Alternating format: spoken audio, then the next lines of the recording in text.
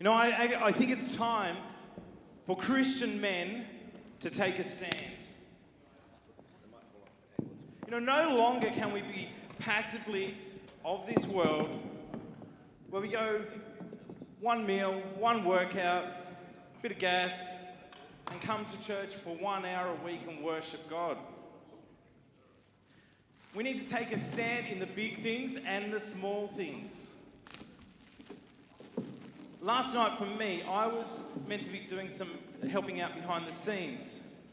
But God called me to stand up and sit with a particular person. I actually argued with God last night and said, no, I've got a job to do here. I need to do that. God said, no. I have called you to stand up and sit with that person. And who am I to argue with God? So I went and sat with that person, and praise God, I did. All right, to start things off, I'd like, gentlemen, if you can just introduce yourselves and we'll kick things off. Mark? Hi, Mark Craig, Associate Pastor here. Good morning, gentlemen. My name is Cale. I teach in the theology space. I'm in the same position I was last year, awkwardly beside someone whose name is almost like mine. I'm Kyle, and I'm the Creative Director of Film and Television at the Adventist Media Centre. Well, I'm a step up from Kyle. I'm Carlos.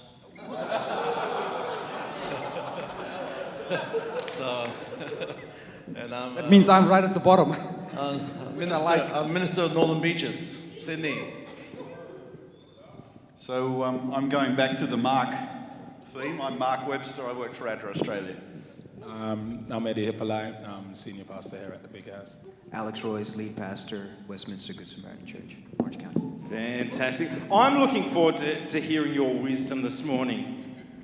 Now, in Ephesians 6, 11 and 13, it says, put on the full armour of God so that you can take your stand against the devil's schemes. Therefore, put on the full armour of God so that when the day of evil comes, you may be able to stand your ground. And after you have done everything, to stand. Take your stand. And you know what? I truly believe that if we don't stand for something, we'll fall for anything. Question here for our panel.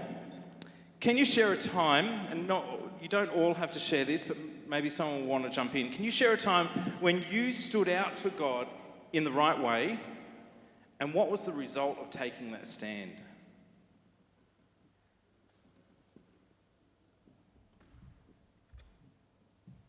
When I was coming back to Christ in 1990, I was coming back at a time when it was a rough time as far as my relationship with my family was concerned. I made most of my living illegally.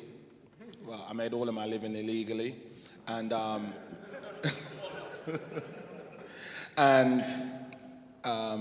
I was involved in something pretty substantial with my brothers, and I told them about coming back to Christ. I want to come back to Christ, and they were saying, "Oh, that's a good idea.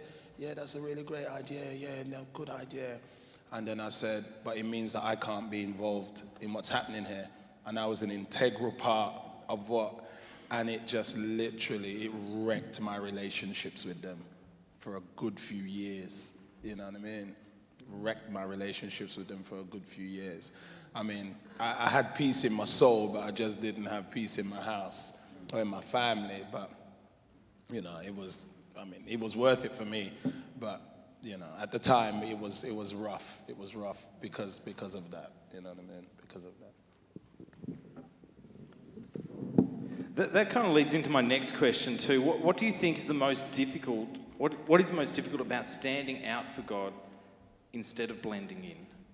So it sounds like, Eddie, in that situation, it was your family and I think it's having to live with the implications of that decision, you know, because there's always implications to the decisions, you know what I mean? And for me, it was the implication of living with that decision, you know. There are so many temptations to blend in with the world today. how do you think men are being lured to blend in to today's world?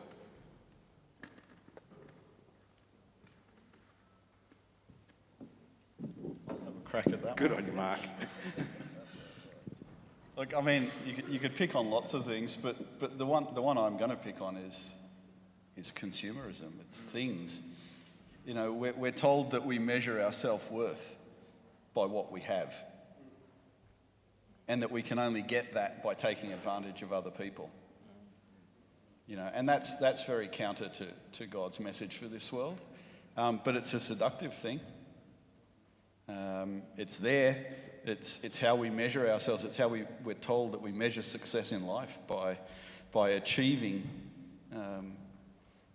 by getting things. And so much of our life revolves around that, when in fact, real success is about giving, not getting. Did anyone else want to add to that? They covered it pretty beautifully. You know, there are times when we need to actually stand up and confront situations or confront people. And I actually believe that there are two confrontational extremes. So we have the extreme of just being unwilling to confront at all, and it's none of my business, live and let live, that kind of thing. And then there's the other side, or the other extreme, some confront unlovingly. There are times, though, that we really do need to stand up and confront. And I believe that the goal of confronting is actually helping others be right with God. So, who's brave enough to share which of the two confrontational extremes that you find yourself most likely taking? I'll start with that one. I actually tend to avoid confrontation. That's my natural stance, and I've got to actually learn to stand up and confront in a godly way. Anyone else brave enough? You know, I think my natural personality is it's phlegmatic choleric on the personality spectrum, and so my natural tendency is to avoid conflict. But once I got into ministry, my mentor in ministry was Freddie Russell, and he says, peace at all costs leads to chaos. And he said that, and that kind of rung with me. And then when I got a taste of confrontation, then I kind of liked the fight. And so I went the opposite direction. Once I got over that, then it was a fight. I was going to get into it in ministry, and I had to kind of learn to balance out when to fight and when to hold my peace. You know, being a man is that I think that's knowing that when is the time to stand up, and when's the time to kind of sit back in the cut and let the fight come to you. And so that's something I learned about that. Yeah. Look, my experience is a bit like that too. I'm definitely the avoiding type by nature when it comes to conflict. Don't really enjoy it, don't really like it. And at times that means you're not very good at actually doing the conflict when you do get into it, and so you get it wrong, and then you have to apologise and, you know, sort those sort of things out.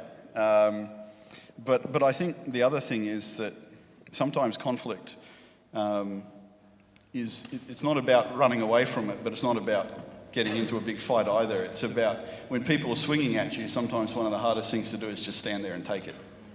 Let them have their swing and take it and keep doing the right thing. You know, and that maybe is where some of that balance is. Yeah, for those of you who know me, I'm a quiet, shy, retiring type.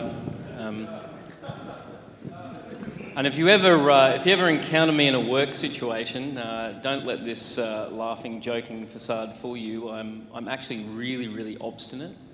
And thank you, Mark. Yeah, appreciate that.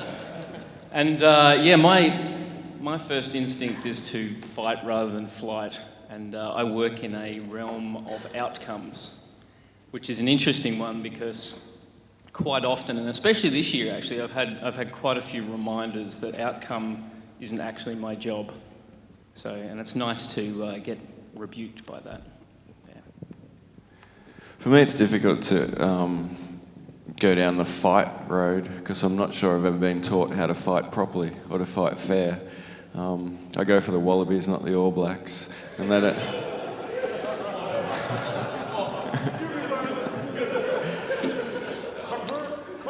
and regardless of that, there seems to be either or mentality within our culture, that you have to either be one or the other. And the Gospel of John reminds me every time that Christ was full of truth and grace. 100% truth, 100% grace. Whereas culture tells us that when I'm being graceful, I'm not necessarily being truthful. And when I'm being truthful, I'm definitely not going to do it graciously. Yet Christ's model is very much that he was both at the same time.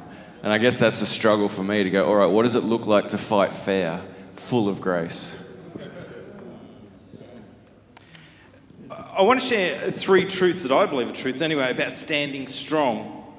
When God raises you up, expect people to tear you down.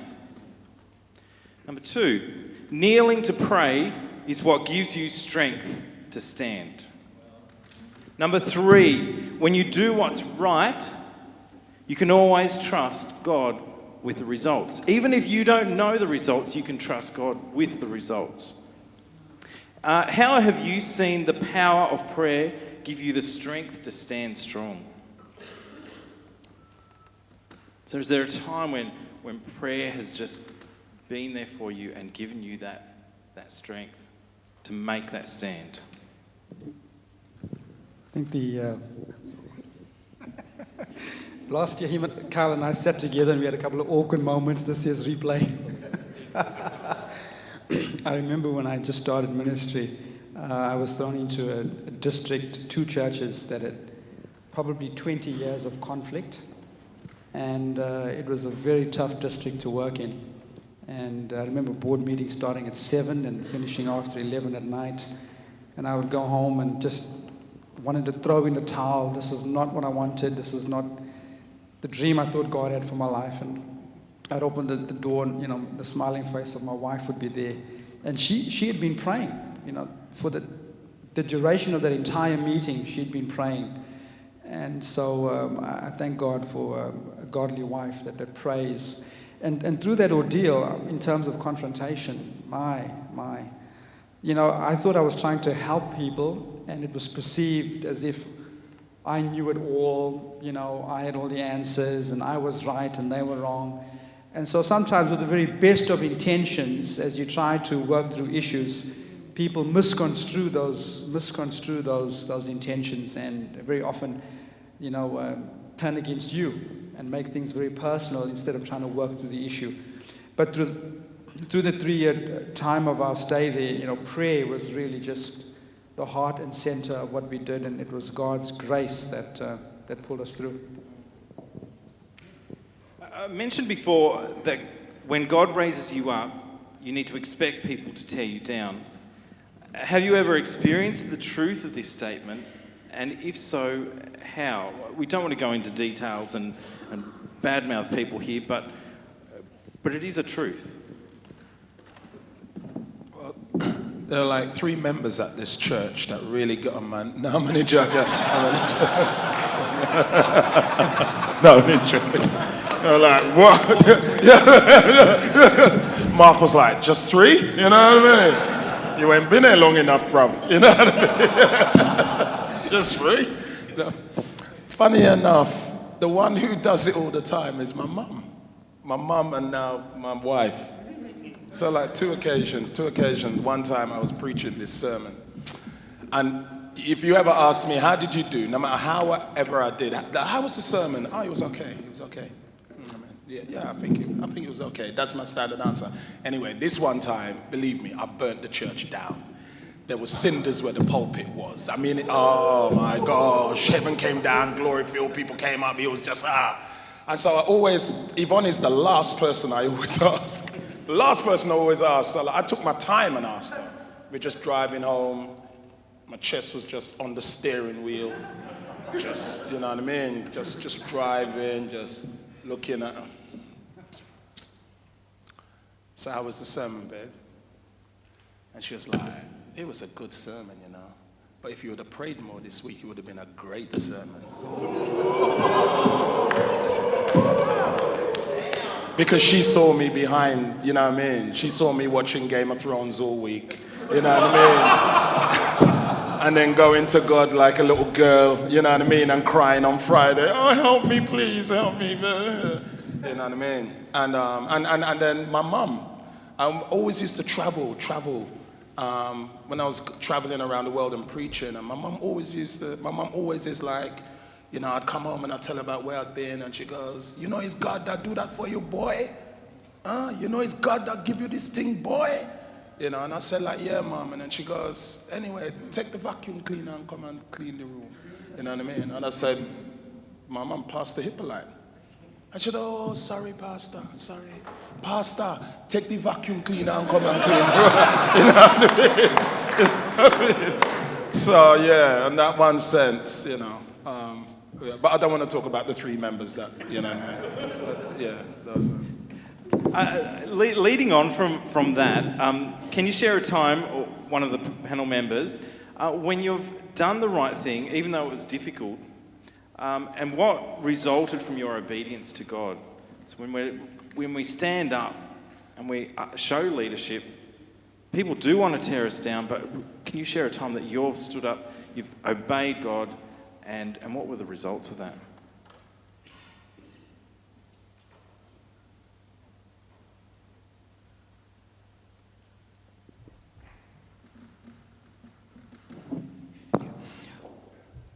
You know, sometimes for me, where I'm at in the church I'm at now, you know, in obeying God,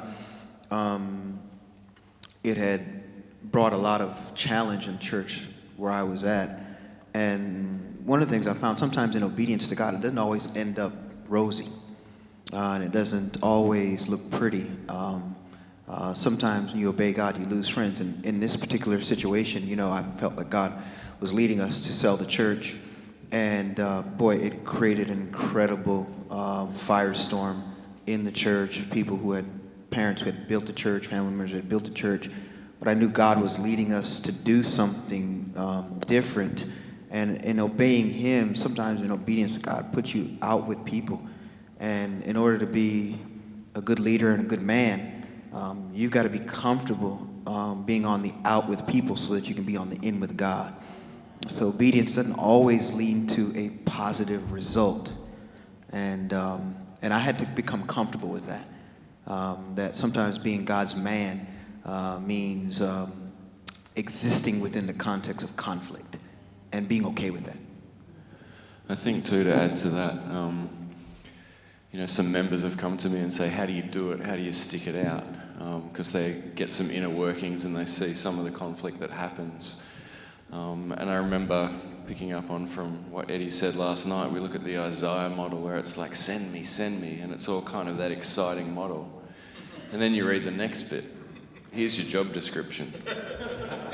You're going to preach and they're never going to listen. No one's heart's going to be turned to God. And so what I took comfort in is that my calling is about me and getting in with God. And it's about me and God. And that doesn't necessarily always play out in, you know, rainbows and butterflies. Because God is refining and changing me. So I don't know, if I look at that Isaiah model, I don't think I want that job description, but I know that God's working in me and through me to change me, and that's where my calling lies. Which leads nicely into my next set of questions, standing in faith. And I have 3 points here that I want to make before I ask the questions. God cares about you more than you do. You are so precious to God. You know, and not only does God love you, He likes you. Number 2, God is doing more than you can understand. Sometimes you've been praying for a long time, so long that you feel stupid about it even. Why bother? But God's there. He understands. He listens. Number 3, God's strength is made perfect in your weakness. Until we understand our weakness, we won't appreciate God's strength.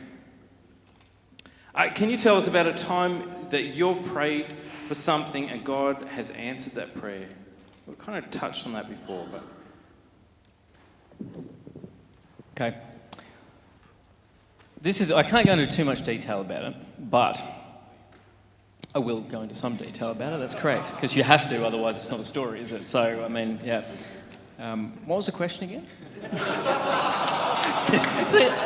It's really Can you tell us difficult. about a time that you prayed for something Yes. and God's answered that? Yes, okay. So, end of basically through till about a month ago, I'd been praying into something.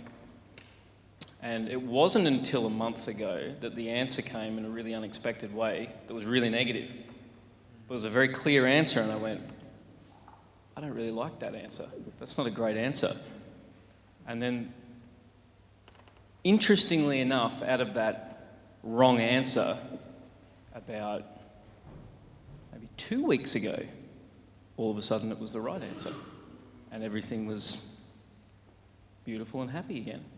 And I find it really interesting, actually, that something that can actually be so wrong and negative, because the event itself was just actually almost soul-destroying. It was a little bit crushing. That event needed to happen to remind you that actually to get to where I am in that particular situation right now, I didn't get myself there.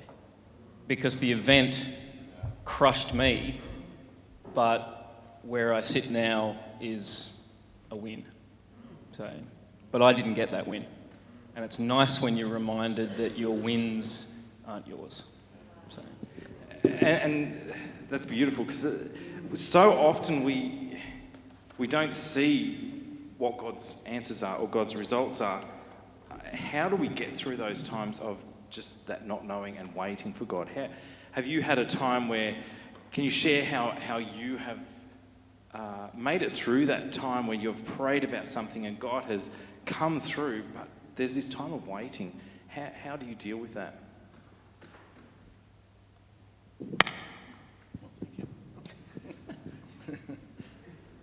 I guess I've been 27 years in the ministry, and almost relating to all the questions that have been coming through, it's always coming back to just standing your ground for a time frame and waiting for God to start to respond to you.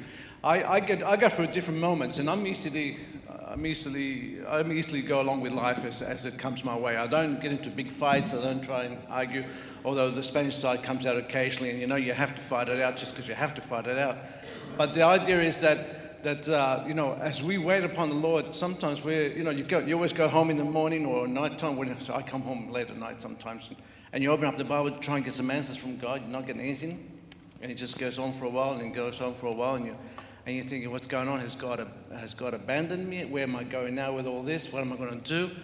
And then just as you rest for a while and you just decide to let it go, just let go of it and leave it in God's hands, things just tend to come together, And it happens so many times in different churches I've been with, where you get people who are hard heads, and you get people, you're always trying to put out fires with the members, and that's always the case, and then eventually it comes back to you. And you say, you've just got to stop for a second and just leave it in God's hands, And so sometimes I prayed and I think, well, what am I praying for? I mean, God knows what I need. What am I praying for? And so I stop and I meditate. I just go blank for a while and I let God just lead me into a space where I come into a peace of mind and I start to think clearly. And God starts to open up the way for me in my ways, So, God responds to us in many ways, and at times when we don't really expect it either. I have to share this one, so it doesn't matter. But I have a little story. I had a gift, a gracious gift, and I couldn't believe what was going on. But I have a Kia Carnival, which I don't know if any of you know about these cars, but always problems, etc. And always wanting to get rid of this car, but I couldn't get rid of this car. And financial were not there, so we're praying for things to happen a little bit better. And so finally I decided to go and get a loan. And just before I get the loan, I have a person ringing me up and says, I need to meet up with you because I have something to give to you. And I said, it must be a summons of some sort that's going to come my way because, who's paying the bills lately? I am. Oh, my goodness. Okay. So the whole thing was that I meet the guy and they said, it's not nothing to do with law. And I'm praying. I said, I hope it's nothing bad going around here. And next thing I know, he gives me a piece of paper, and the piece of paper says, you know, we're an old couple, we want to give you a gift. And so we hope that you appreciate this gift and take it from God. So the man says, here it is. And as I look across, he gives me this nice set of keys. Actually, my wife's got the keys, I should have shown it to you. And it was a nice Mercedes-Benz. And, you know, two-door coupe. I go topless every time I can. I said, is my wife still here? No, my mother-in-law. Shh. Okay. I would say, let's go topless. But you see, but God has been so gracious with the whole aspect of it, you know, and it comes to just, you know, wait upon the Lord. Some things will take a little while longer. We don't know where we're going exactly, but God knows where we're going to end up. And I think that's the way I need to look at it. You know. Anyway, that's my show. Men, thank you so much for your wisdom. I appreciate it. I feel like we've gained your wisdom. We've grabbed the wisdom out of your heads, and we can apply that to our lives. Men, it is time for us to stand up. It is our responsibility to have faithful obedience. But too often we will also want to be responsible for the outcome. But guys, that's not our problem. God has the outcome. We have to be obedient, but God has the outcome. Hey, I'd just like to pray for our gentlemen up on stage. Can we pray together? Dear Heavenly Father, God, we thank you for the men here on this stage. We thank you for the men here in our congregation. And God, we pray that we will stand up, that we will stand up for you, that we will allow the Spirit to take over our lives, to take control of our lives, that we will give all of us to you so we can stand up in you. God, I pray for a blessing upon these men here on this stage. In Jesus' precious name, amen.